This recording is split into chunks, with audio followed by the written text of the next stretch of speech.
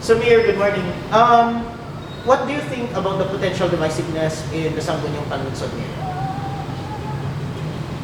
Well, there are quite a number of re-electionists, but those re-electionists are falling under what is being described as Team Fariñas.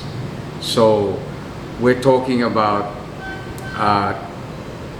Derek Lau,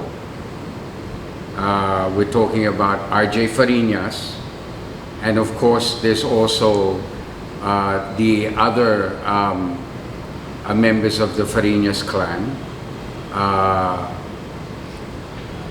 You have the son of Eric Fariñas, Jeff Fariñas, who, by the way, was a #1 concejal dati. Okay. Then we have, of course, the son of Xavier Fariñas, John Michael, Jamie Fariñas. And then, of course, we have a new vice mayor in Carlos Fariñas. So there's that group. In fact, that group came and paid their courtesy call on me already. And part of that group is also Attorney Pereira. Okay, so there's that group. Then we have the other two re-electionists from Team Marcos. You have Handy Lau and you have JB Bakira. And then you have the two new concejales, Brian Alcid and Eric Ang. So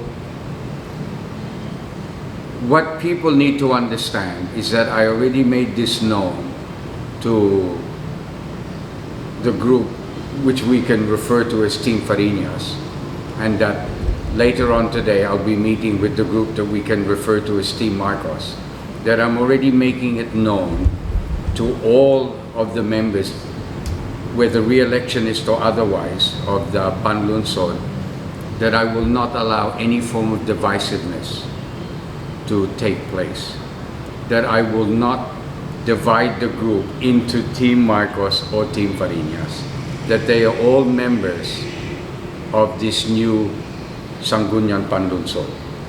Okay, and I will be treating everyone equally.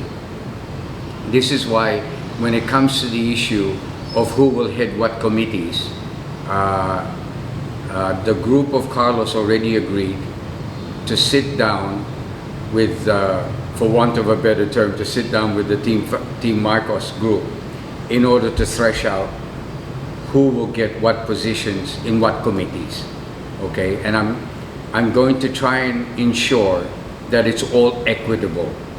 Okay, that there isn't one particular group controlling key committees, that everyone will have a hand in all the committees and no one will be left out. Okay, so it's very important that now that the people of Laoag have spoken, it's now very important that the executive and the legislative work together and work in harmony, which didn't happen under the prior administration. Okay, everybody knows that. Okay, this will not happen again. Carlos Fariñas has already pledged to me that he will work hand in hand with me. We've already talked about various issues and we were very candid about talking about these issues. What I will ensure with the new Panlunsod is that we will meet on a regular basis, which is what we did initially in the prior Panlunsod, which is still the Panlunsod now until June 30. But then over a period of time, the situation deteriorated to the point where there was no longer any form of collegiality. Now, everyone knows that.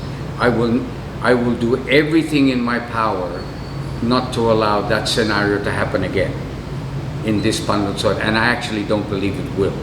And we will be constantly communicating with one another, consulting with one another, so that there are no misunderstandings, so that intrigues are not created between the various members. There will be no factionalism, and we will all work together as one in our quest to serve our kailian. Okay? I believe that Laoag City is poised to institute great change. And what Baroa Laoag will be implementing, or what the emphasis will be, what should be understood by everybody is that the pandemic has affected business, not just here in Laoag, it's affected business, not just buong Filipinas, buong mundo. Okay, so the number one priority will be to help businesses get back on their feet. Okay, but this all depends on the COVID-19 pandemic. If the COVID-19 pandemic does not take off again, if the pandemic can be controlled, then business can flourish. Because people must understand that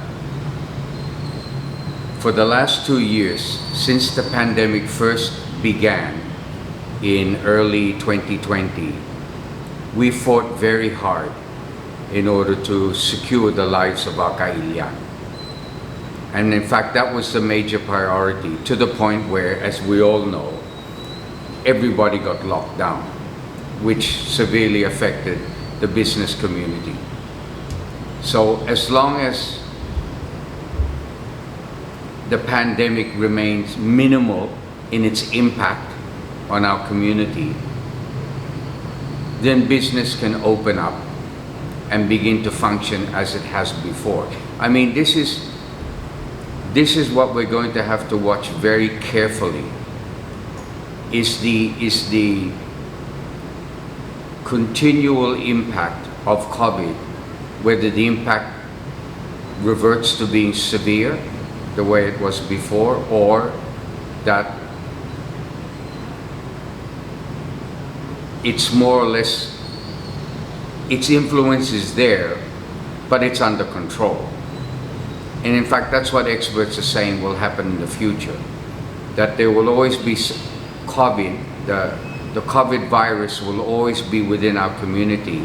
It's just that because of full-scale vaccination, it will be something like, like a virus, like the flu. So what I'm specifically saying is, as long as COVID is under control, the business community can be allowed to flourish. Now, I just want to say this. There is a Taiwanese business company that is interested in setting up shop in Laoag City. Now, the reason I say this is because this is a pharmaceutical company, and it is a large Taiwanese pharmaceutical company that is interested in putting up its Philippine headquarters dito sa Laoag. And the reason why Laoag was chosen is because of its proximity to Taiwan. So this Taiwanese pharmaceutical business specializes in vaccine. Okay, they specialize in all types of vaccine. Okay, typhoid vaccine, flu vaccine, rabies vaccine, and COVID-19 vaccine. So if they build, what they're planning on doing is building a pharmaceutical laboratory here in Laoag. And this laboratory will produce all types of vaccine, which will be sold buong mundo. And Laoag City will be the headquarters. That is a big deal. Okay, now whether this business deal is consummated or not remains to be seen. But the company is very interested in coming to Laoag and setting up shop. Now, this will really accelerate business here in Laoag if this eventually materializes. What's interesting is that prior to the election, different ambassadors and different diplomats from different embassies came here signifying their intent and interest in companies from their respective countries setting up shop or doing business here in Laoag. Not just Laoag, but Ilocos Norte per se and Laoag. And specifically Laoag because we're the capital. So potentially, business can really expand here in Laoag. Now, people must understand that business, whether it's small, medium, large, businesses must all be supported, especially large businesses. The reason being is the larger the business, the more people they can employ. Okay, so we will become business friendly. But I hasten to add, not to the point of negatively impacting on our environment. Okay, people must understand this. Global warming is affecting weather conditions buong mundo. And so far, Laoag, other than the last typhoon which occurred I think in late 2019, Typhoon Isa, we've been lucky. But when it comes to the weather, you can never tell. Okay, the worldwide weather is unpredictable. This is why it's important that we also secure our infrastructure here because of the potential of possible calamities in the future. So infrastructure becomes important. Another thing that I hasten to add, which I'd like to tell our kailian, is the lighting system in Laoag is not up to par. Okay, many people make reklamo about our lighting system. Okay, in other words, kulang yung ilaw. And the fact that, you know, we're Laoag, when Laoag means light, we have to have a better lighting system here in Laoag. So what we're thinking of doing in the future is purchasing large amounts of solar lights. The reason I emphasize solar is because, for example, with the problem now that's happening in Ukraine, this has driven up the price of petroleum, which will drive up the price actually of electricity. Okay, and this is why some people are making reclamo now about the electricity bills. So what we need to do is really invest in solar lights for the city of Laoag. We also need to fix our road infrastructure. Our road infrastructure has deteriorated, okay? And there are many barangays that are also wanting more roads, okay? More farm-to-market roads. So this will be another emphasis. So infrastructure, lighting. Of course, people should always never forget that Laoag City is an agricultural city, that Ilocos Norte is an agricultural province. And that's why in the future we need to invest more in fertilizers for our farmers, especially fixing up farm-to-market roads, etc. I've already talked about infrastructure, about the road network. Also, we will be rehabilitating the Chendaan, the Laoag City Public Market. The Chendaan has deteriorated and that needs to be fixed up. So, and by the way, I've already talked about these plans to the members of the incoming, yung bagong panlunsod, the incoming city council.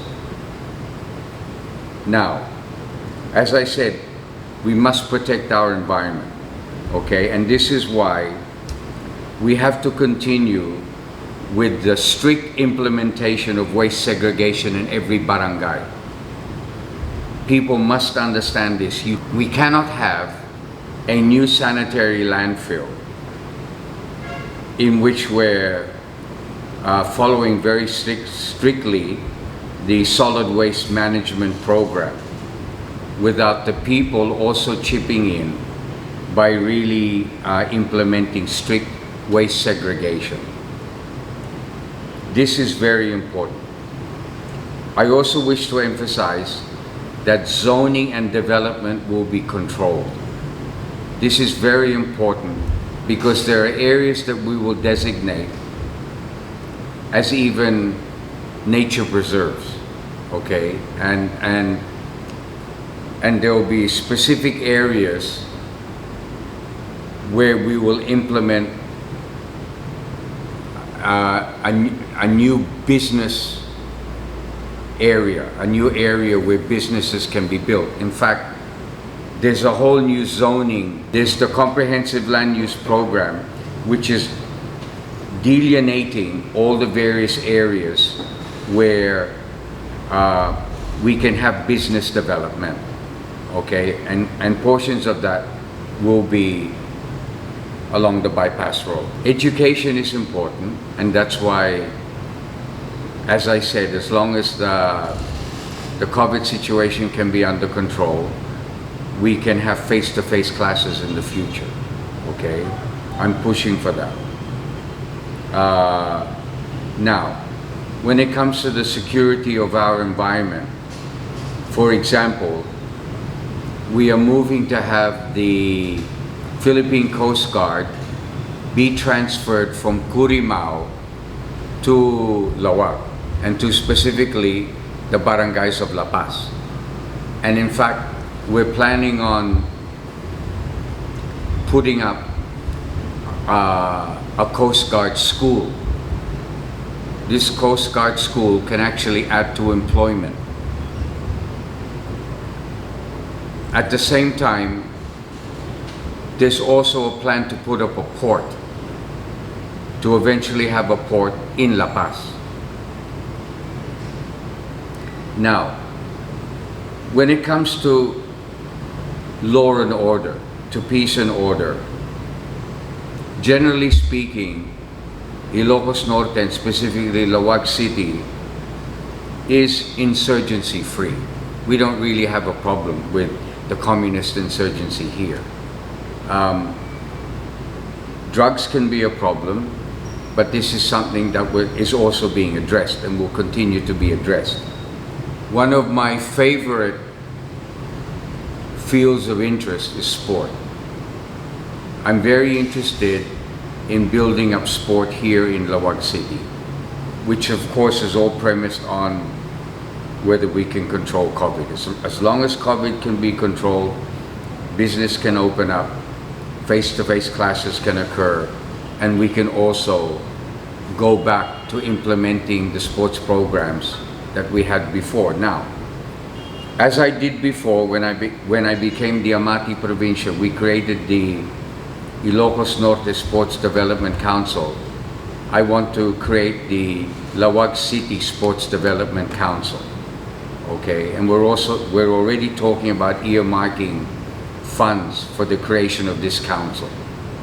I want to really be able to develop sport. You know, the young men and women have been tied down by the impact of COVID. So a lot of people want to get back into sport,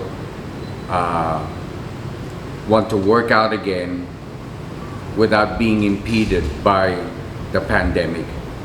So I want to really develop the sports program. As you know, we have this brand new sports complex at the Marcos Sports Complex. I will also be planning on putting up a small sports stadium, not so much a stadium, but more specifically a track. And we're already designating an area that's next to the La Paz School of Fisheries. There's an area there which the previous administration already identified as an area where a 400-meter track could be placed.